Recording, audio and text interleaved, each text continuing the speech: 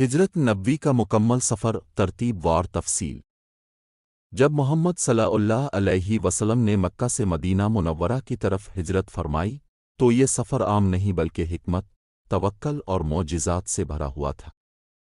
ترتیب کے ساتھ مکمل بیان پیش ہے۔ ایک مکہ سے نکل کر غار ثور میں قیام 3 دن۔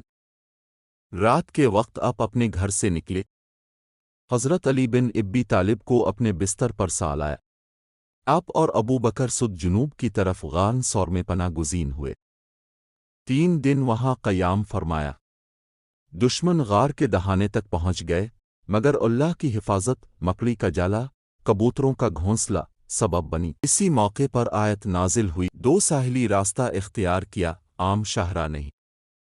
3 دن بعد ایک ماہر رہبر عبداللہ بن الفات کو ساتھ لیا گیا۔ مدینہ کا سیدھا راستہ چھوڑ کر غیر معروف ساحلی راستہ اختیار کیا گیا۔ مقصد قریش کی تلاش سے بچنا۔ یہ تدبیر اور توکل کا حسین امتزاج تھا۔ 3 الفامن معبد کے خیمے پر قیام۔ راستے میں الفامن معبد خزا کے خیمے پر قیام ہوا۔ قحط کا زمانہ تھا، کچھ موجود نہ تھا۔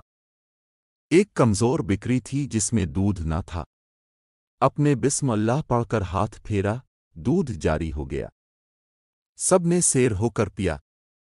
الفامن معبد نے بعد میں اب کا نہایت خوبصورت حلیہ بیان کیا جو سیرت کی کتابوں میں محفوظ ہے۔ 4 سراقہ بن مالک کا پیچھا کرنا اور معجزہ۔ قریش نے انعام مقرر کیا تھا۔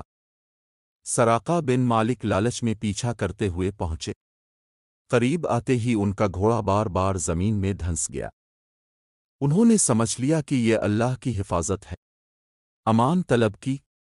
آپ نے نہ صرف معاف کیا بلکہ فرمایا، ایک دن تم کسر کے کنگن پہنو گے۔ بعد میں خلافت فاروقی میں یہ پیشگوئی پوری ہوئی۔ 5 بریدہ اسلم کا مسلمان ہونا۔ راستے میں بریدہ بن حزب اللہ سلمہ اپنے قبیلے کے ساتھ ملے۔ گفتگو ہوئی۔ حق واضح ہوا تو فوراً ایمان لے آئے۔ ان کے تقریباً 70 ساتھی بھی مسلمان ہو گئے۔ روایت ہے کہ انہوں نے امامہ اتار کر نیزے پر باندھا اور بطور جھنڈا آگے چلنے لگے۔